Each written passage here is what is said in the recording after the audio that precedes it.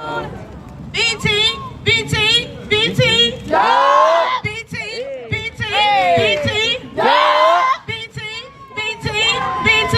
Yeah. All right. I have an easy job today because I'm only supposed to tell you about my journey. That would be kind of difficult and would cause me to cry because I am celebrating my first year being cancer-free tomorrow.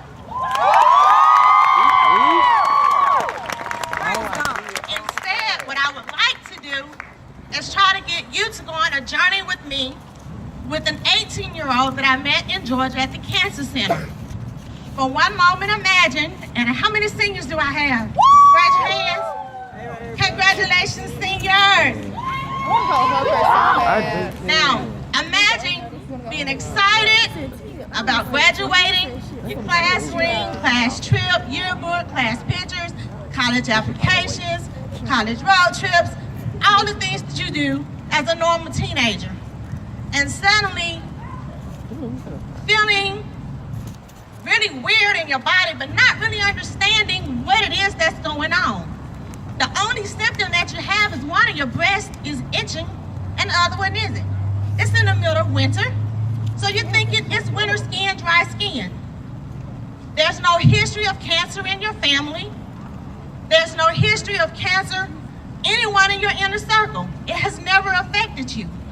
So you're just going around kind of willy-nilly, all excited being a teenager. Then suddenly, you're the patient, 18 years old. The statistic was given that 1 in 8 women will contract breast cancer. But the statistic for African American women is 1 in 3.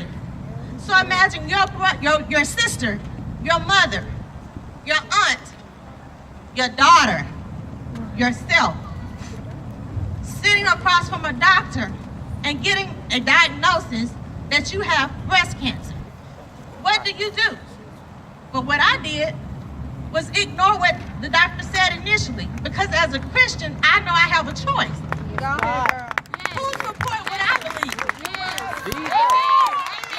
Therefore, I allowed her to tell me everything she needed to tell me through the diagnosis, and I went home and I prayed about it.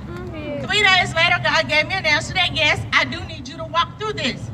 Well, because I'm the person who's always telling my family to detox, to eat healthy, to exercise, so that none of the curses that Jesus' blood covers would affect our family. So of all of the members of our family, no one expected me to be the candidate to get breast cancer. But God chose me. He chose me for a reason. He wanted me to be a mouthpiece. He wanted me to encounter this 18-year-old young lady who, at the top of her senior class, in the middle of her senior year, gets a diagnosis of breast cancer. Now she's faced with difficult decisions that no woman ever wants to make. She doesn't even have a boyfriend, has never dated before. Her mind isn't on her future as far as, who am I gonna marry, how many children am I gonna have? She was focused on school. Now suddenly, these decisions had to be made because she was triple negative breast cancer. And by the way, there are 5 things they test for. They test for estrogen, they test for progesterone, they test for protein, and a BRCA, which is breast cancer, BRCA1, BRCA2, which are identified genes that can be hereditary. So with those 5 things being tested, anyone can be positive or negative. Do the math. There are over 25 types of breast cancer. How you're treated is based on what your testing results are. This young lady, triple negative and double positive. Double positive meaning she has a cancer gene on both sides of her parents. Now at 18 years old, she has to decide whether she ever wants to have children. If she does, what is she going to do? With triple negative breast cancer, there's an 82% rate that it'll come back and affect your ovaries and your cervix. Therefore, she's faced with freezing her eggs, having her maternal organs removed, having her life supply removed, and she's 18. How many of you would want to make that decision at 18 years old? How many of you would want to make that decision at 40 years old? None of us. But guess what? African American women, 1 in 3. It's going to affect you some kind of way. So be prepared. Do your research. No. Right now, the baseline for mammograms is 35 years old. That's not soon enough. We have too many young women dying, too many young women being infected because 35 is not soon enough. Don't allow your insurance to tell you what you need to do. You be your own advocate. You have a right to request things that concern you and your body. If you think it's wrong, if it feels off, if your doctor doesn't agree, get a second opinion. You are your biggest advocate. Anything, you know your body more than anyone else. Once you're older, involved, it might not be you. It may be your mate that says, hey, something is wrong. Listen, heed, go and get it checked out. Don't let anybody tell you no. There are avenues, there are agencies, there are people who will help anyone 35 or younger who wants a mammogram. If you don't like what you see, again, get a second opinion. If you don't like your treatment, if someone you love or if you're ever affected by cancer, you have a right to change courses.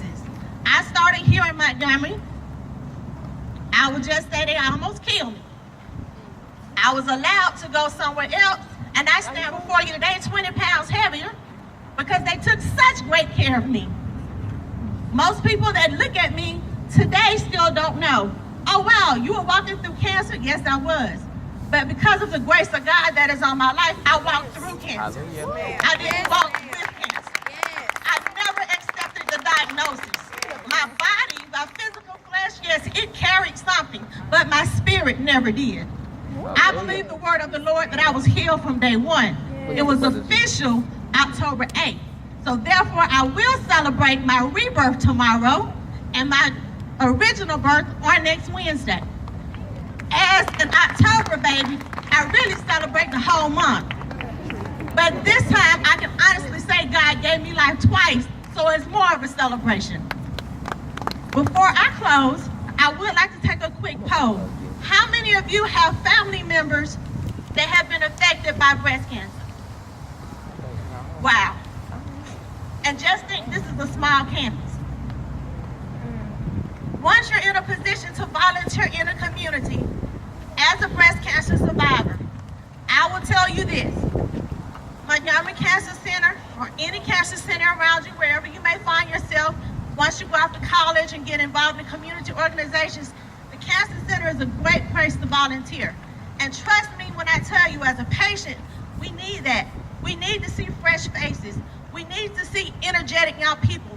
We need to see something to hold on to know that, hey, if something happens, our world, okay, we got people that care.